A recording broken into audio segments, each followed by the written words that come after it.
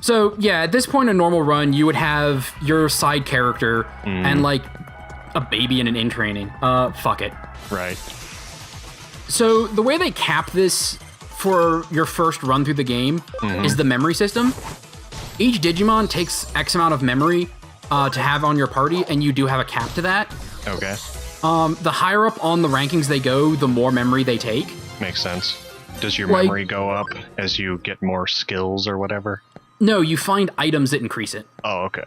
So if you're wanting to run through this game pretty quickly, the only side missions worth doing are the ones that give you memory up, or even better, memory up DX. And a whole bunch of boss fights will give it to you. So even if you're ignoring the side quest and you're not going around and looking for the chests, because there's a couple of chests that has memory up. Okay. You'll be fine. Okay.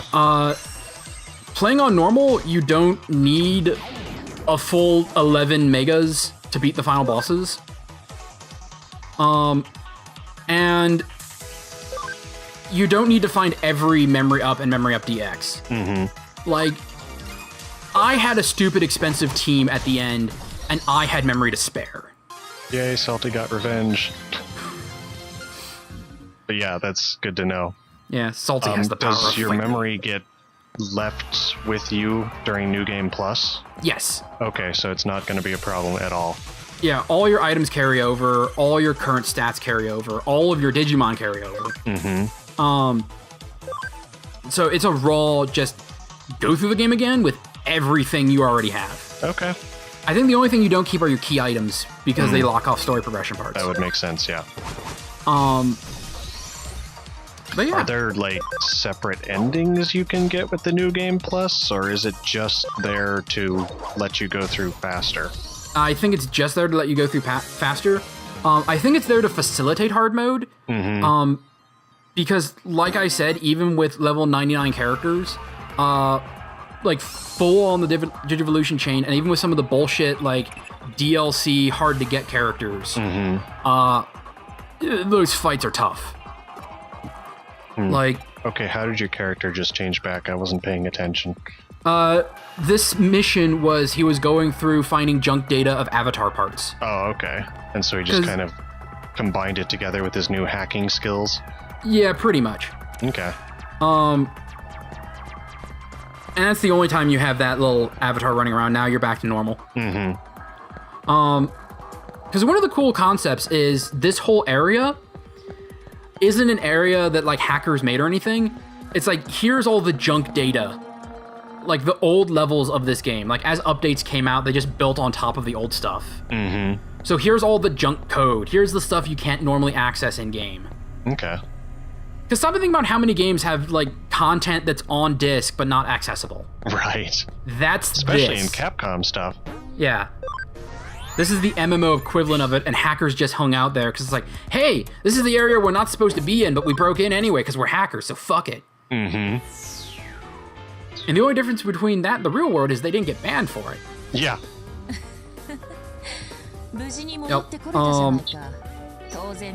So we are finally through the whole opening exposition slog. Thank God. And things are going to start happening that will start to slowly piece things together, and we start to like get a real feel for these characters. Yeah, and I'm actually going to start reading some of the things they're saying because I haven't seen these parts yet. Yeah. Not that you need to stop talking or anything, I'm just gonna skim it. Yeah. Especially since like 90% of the dialogue Detective is here, flat. I actually do like his voice actor. Yeah. There are a couple of characters I'm going to have us stop talking so we can hear the voice actor do the lines. Not particularly this character. I mean, I like his voice actor well enough, but he is exactly what you'd expect from like an old detective. No, I'll give you plenty of heads up when they're coming up to shut up so we can listen to them. Sure. Because holy shit, I love these voice actors. So we have our actual police detective. Because since you're a private investigator throughout this entire game, there's a lot of cases and stuff. And I think they handle the whole like detective side of things pretty well.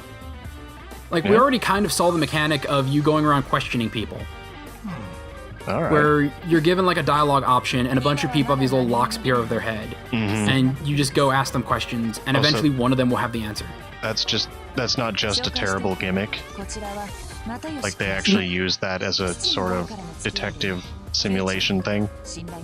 Yeah, it kind of puts you in the mindset of you're, like, looking for clues, you're asking people questions, and there are a couple of points where you do have, like, multiple options, and getting the right option skips a fight.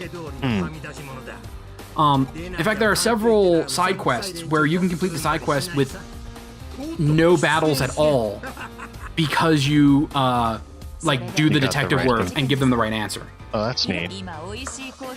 Yeah. So that mechanic is used pretty well.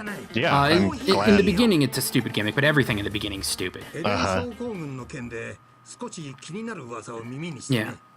Is Eden Syndrome what your character had? Yes. Okay. So this is the point where they explain if a person gets attacked by an eater, they go into coma. Of course, people in the real world don't know about eaters because no one's really escaped from an eater yet. Right. So everyone's just like, yeah, every now and again, somebody playing this game will just fall into a coma for no obvious reason. You would think that would shut the game down till they figured out the reason. You would think. They kind of hand-wave that, especially later on when they talk about the first time this happened. It's basically like, yeah, the person in charge of it wanted to shut it down. The big bad kept pushing it forward, and at this point, a bunch of governments and especially militaries had their hand in it, so they just swept it under the rug. Oh, okay. That actually does make some sense.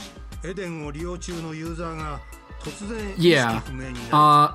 And the big bad, once we finally meet the character and, like, understand who and what the character is, it makes sense that this person would be pulling this many strings. Okay. And would be able to sweep that under the rug, especially if they get a government in their pocket. Right. So we're setting up our last, like, hand-holdy tutorial level, and that's the hospital. Okay. This is where we're going to meet our last main character. Who is one of the few characters in this game that does not dress like an idiot. I know, shocking. Well, this detective guy is pretty good too. Yeah. He actually looks like a detective. Yeah, and not a really cliched one. Like, sure, he kind of has the overcoat going on, but he's not wearing a fedora, at least. Yeah? Like, I think the only fedora you see is the one hanging on the coat rack in the back of this room. No one actually puts it on at any point. Like, even as you rank up in your Cyber Sleuth rank, which accomplishes nothing. So weird, you can grind for levels with your Sleuth rank, but to my best knowledge, it doesn't do anything. Just bragging rights? Maybe it unlocks more items, but since, like, all the side quests you can grind, like the inconsequential ones that your Digimon find for you, only give you 100 points, and story quests give you 1,000. Okay. It's not worth it. Yeah, doesn't sound like it. So I'm honestly not 100% sure if certain items in the stores are locked via progression in the plot, or if they're locked via your Sleuth rank. Not that it matters, because most items you don't buy. Right. Because you find them all over the place. You find them all over the place, and in most instances, you don't really need them. Oh, there you go. You're talking about moving around foreground and background. Yep. And we're also introduced to Boob Lady's weird quirk. Okay. And that her coffee is fucking gross and bizarre. Oh. Like, that whole exchange there was like, well, thanks for the information. Let's celebrate with coffee. I need to be somewhere else. Kid, one day I will be forced to drink it and I won't be able to escape. Remember me well. Yes. Even her stupid coffee habits are explained. Like, they take the time in this game. Huh. They sure do take a lot of time. Yeah, they do. They take their time with fucking everything. But plot going on here, the company that runs the game has set up a special ward in the Central Hospital of Tokyo for people who get Eden Syndrome. And it's like they're funding all the treatments and the hospital bills as like this PR thing. But they also don't let most people see the victims. Okay. And they do it under the guise of, we're not 100% sure what's causing this, so we don't know if it's contagious, so most people stay away. Yeah, which is not actually the reason that they're not letting people see them. One of the reasons. Okay. One of the reasons is, like, just generic suspicious evil corporation. Right. Because this game was made in 2015, so evil corporations are the thing. Yeah. Even in Japan. Yeah. I forget if there's anything beyond that. Like, if there's any special reason why. Because evil. Yeah. Yeah. Luckily, this is a really short dungeon. To the extent where I think it is just a network dive. Oh, okay. So dungeons in this game are basically broken up into two different versions. There's the traditional style dungeon where you're running around, and then there's the network dives where it's a bunch of nodes and you travel in a straight line. Mm-hmm. And random battles only pop when you hit one of the nodes. Okay. And for the most part, it's a straight line with a couple of branching paths. I guess this is our next main character. Yep. This is our last main character. Okay.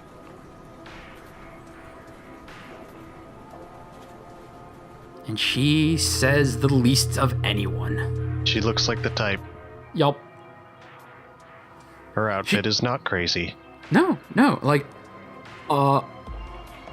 it's a little, like, high fashion-y, but it's fine. Like, I wouldn't think twice seeing somebody walking down the street in this. Yeah. Like, main character, you get rid of his stupid side bags, and he's fine. Mm-hmm. The rest of the cast, though, like, if you take it out of anime and you put it in a real world, it's just like, what the fuck are you wearing? Right. Wow, she made the screen turn green. Yeah. Yeah, she has powers like that. Yeah. Oh, what a coincidence. She looks like the ghost that can do the same fucking thing. Ooh. Yeah, I got a text. Mm-hmm. So, for the most part, this game is really good about telling you who you need to talk to. Mm-hmm. Like, some people complain in RPGs where they, like, really hold your hand or they put a big giant exclamation point over some people. Right. I'm fine with it. Yeah, I don't mind that either. Or map markers that tell you where you're supposed to go next. Yeah. And that's mostly just because I'm more impatient now than I used to be. Yeah, I think the best use of the map markers is telling where the general area is, and then once you get there, you have to dig around. Yeah, that would be nice. Like, the ones that tell you exactly on the map, it is like you're playing a game on rails. Yeah. Like, you might as well not have them look. The thing about that I do like is that if you know exactly where you're supposed to go, you can explore everything else and not have to worry about getting into a cutscene that's going to send you into a new area that you can't, like, and you can't come back to that one area until way later or ever. This is true. But, yeah. I do like the animation of the connection jump. Yeah. It is really weird that... Just nobody notices? Yeah, he's constantly doing it in public and no one notices. And then when characters notice in a cutscene, they're always like, what the fuck was that? Yeah. So he's constantly doing it in front of everyone with not a care in the world, and just everyone conveniently isn't looking in that direction. Yep.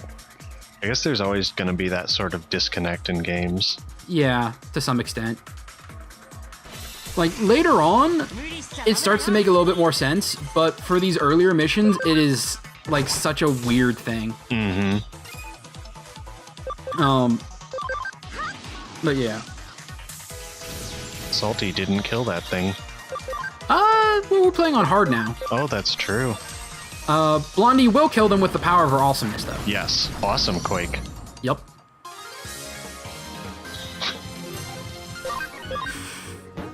And Digimon do not have genders, right?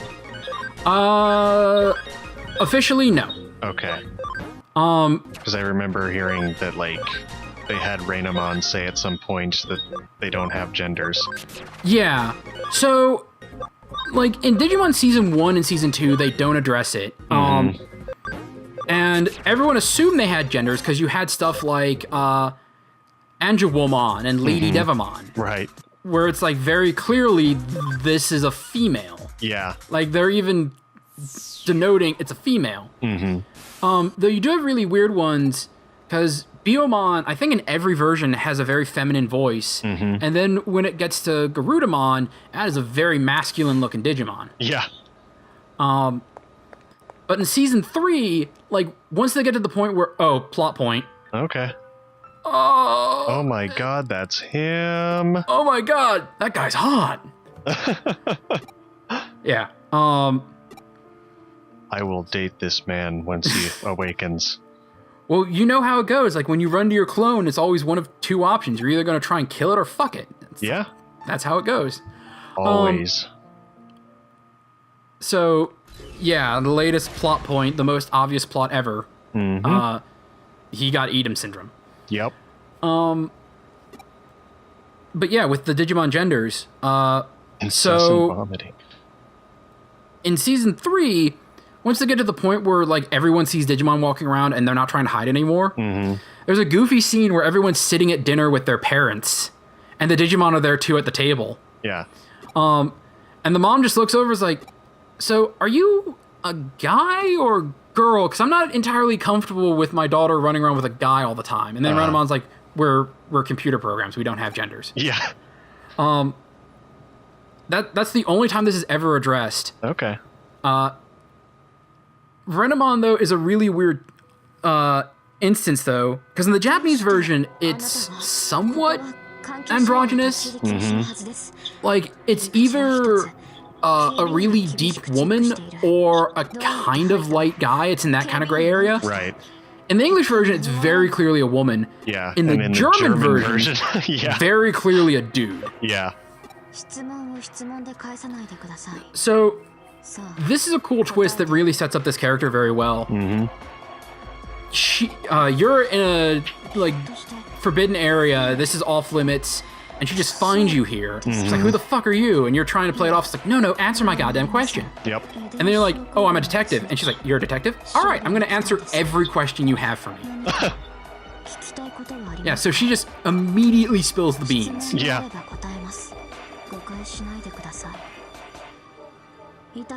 Like, she's saying that, but, like, you can tell from her tone and her posture, it's like, no, she wants to rat someone out. Yeah. So Kamishiro is the name of the company? Yeah. Okay. Yeah. So we get some more plot on Eden syndrome. The short version is no one's ever woken up from it. No one knows what the fuck is up with you. And Kamishiro claims no responsibility for this weird illness. Yeah, you think Eden syndrome's the plot at this point, but it's not. Okay. Like, you eventually get to a point where your character literally goes, oh right, getting my physical body back, I forgot about that. Because enough other shit starts happening where your plight is no longer a driving, motivating force. Well, that's interesting. Yeah. I do like that your character draws attention to it. Are you twins? Not exactly. Oh. Okay. No, that's me.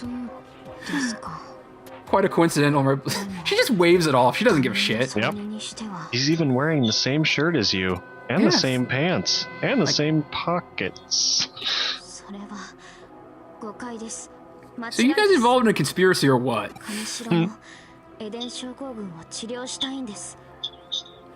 Oh, there is a character who you are going to hate more than Nokia, and she is coming up in like 30 seconds. Oh joy.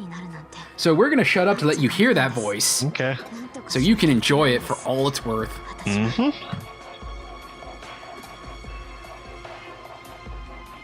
Oh, come on, show up. Show up, you bitch. No, not boob lady. We already know I Kyoko. hate her. No, Kyoko's cool. Yeah. She seems fine.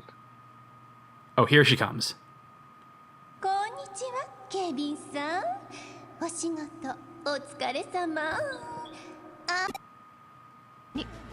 Yeah, you're right. I don't like her voice.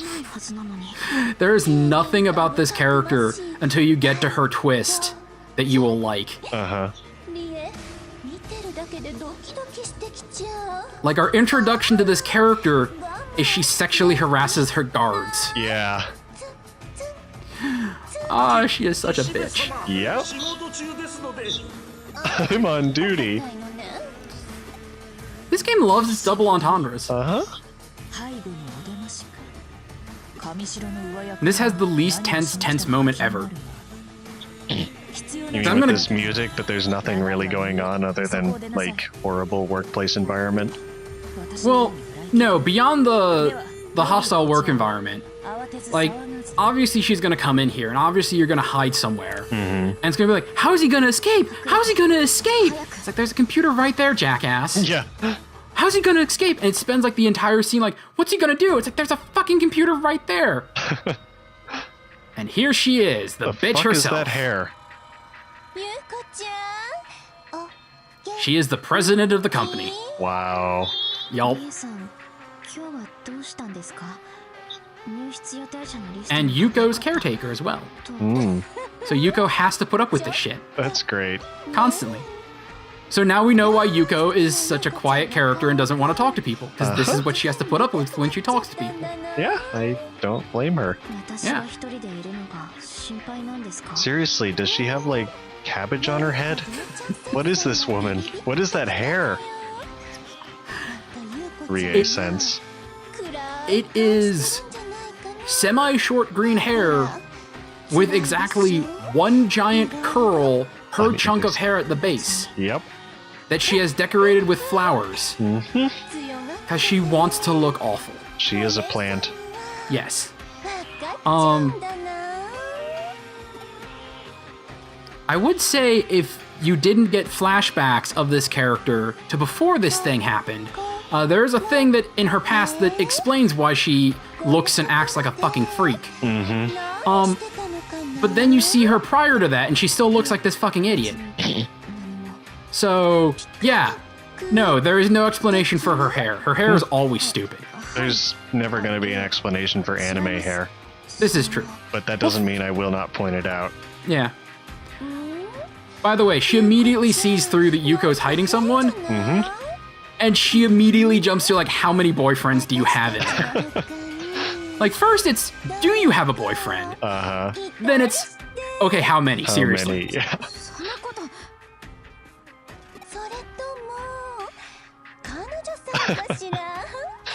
This game is actually really open-minded about that. Yeah? Yeah. There's actually one side quest that I'm not going to do. Where a guy contacts you and he's like, hey, you guys do cyber stuff. I think someone's hacking my phone because all these pictures of fucking flowers keep showing up. And I'm really weirded out. And you go there and it's this hot guy. And he's like, I think his actual name is Hot Guy. Oh my god. And it's, so can you find out what's wrong with my phone? And you're like, sure, just leave the phone with me for, well, I was like, oh, whatever. I'm not embarrassed about anything on here except for these fucking flower pictures I didn't take. So you go in there, and there's a Lilymon in the phone. Because most of the glitches in this game are just a Digimon is doing something weird in whatever. Okay. And she's like, I'm taking all these cute selfies to show this hot guy because I think I like him. Oh my god. And you're like, you should probably stop. She's like, you're getting in the way of love, and you have to fight her. And when you're done, she's like, okay, fine. I'm not moving out of this phone, though. And then when you get out, you tell the guy, and he's like, Digimon, what's that? Oh, a cute girl likes me? Too bad I'm only into guys. Nice. And it's just a little thing there. It's like, yeah. I've seen a couple of Tumblr posts. They're just like, well, that came out of nowhere. It's great. I like that quest. Yeah. There's a couple of cute little side quests.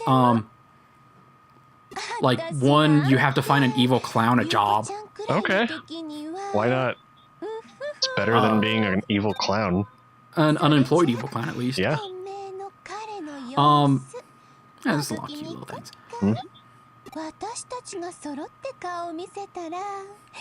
I do like the reaction of this, where it's like, oh, there's no one in here. Yeah, I told you there's no one in here. Yeah. Seriously, why is there no one in here? Yeah, he just jumped through the computer because he Yeah, can't of do course. that. Yeah. That shining blue thing in the middle of the background. Yeah, the only on computer in this otherwise abandoned office. Exactly. Yeah. Now let's fly. What's weird is your character has a little fly animation, but none of your other people. They just run as normal. Yeah. It's like the human gets to fly, the Digimon have to run. Yeah. They're not good enough. Well, they Granted, are. that would mean another, like, 100-something animations. Yeah. To give them fly animations, so fuck Yeah. it. I was gonna say something along those lines. Um, Oh, Blondie. what's weird is, it's advertised there's 242 Digimon in this game. Mm-hmm. There's 241 because in the English version they added 2 and then mysteriously took 1 out, and I'm really scratching my head as to why. Okay. Which one did they take out? This one called Dianamon, Okay. who is this humanoid knight based off of the Greek goddess Diana. Which some people say, like, maybe because the god thing is like, reminder, Satan is in this game, so Yeah. I don't think they give a shit about, like, religion whatevers. Yeah. So yeah, she's just not in there. She's not a particularly amazing Digimon. Mm-hmm. So no real love lost. Yeah. And, like, the religious thing anyway, they pretty much only do that on Nintendo consoles. Like, PlayStation's never been, like, averse to that sort of thing. Yeah. The best I can figure is in the Japanese version, she was DLC, and they just kind of forgot to put her in. That is possible. Because, like I said, she's not anything particularly special. So, like, there might be a handful of, like, Dianamon fans out there like, whoa, where's the Dianamon? But she's not a headliner. Right. So it might have just been an oversight. Yeah, most likely. Um, But then we got 2 extras. yeah. Okay.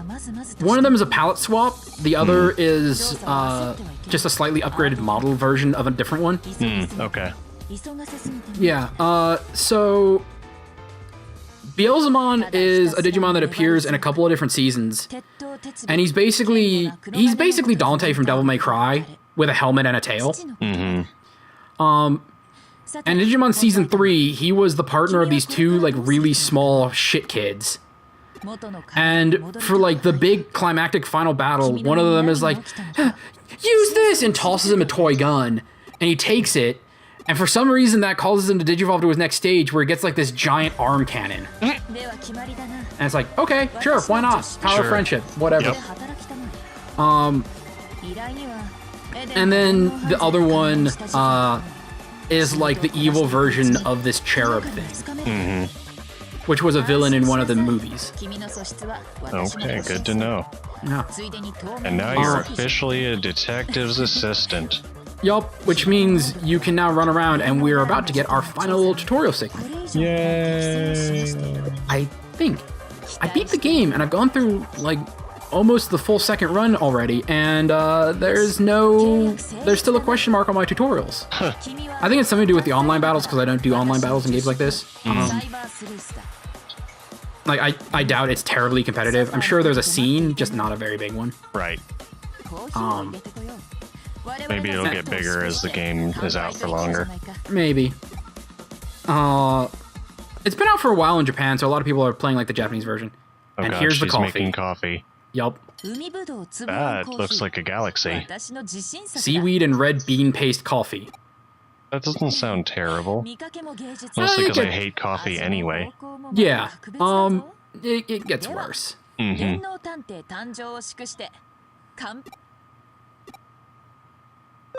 most important choice in the game. Yep. Oh, you went all out. Yeah.